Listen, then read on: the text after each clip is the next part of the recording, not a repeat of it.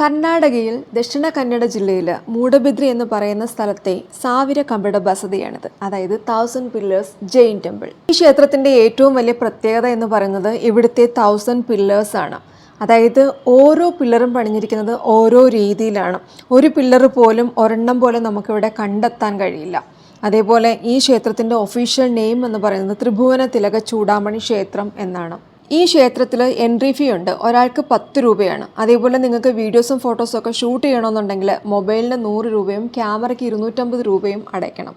അങ്ങനെ മഴ പെയ്യുമ്പോൾ ഞാൻ ഷൂട്ട് ചെയ്തുകൊണ്ട് നിൽക്കുമ്പോൾ അതേ ഒരാൾ എൻ്റെ ക്യാമറയിലേക്ക് കയറി വരുന്നു.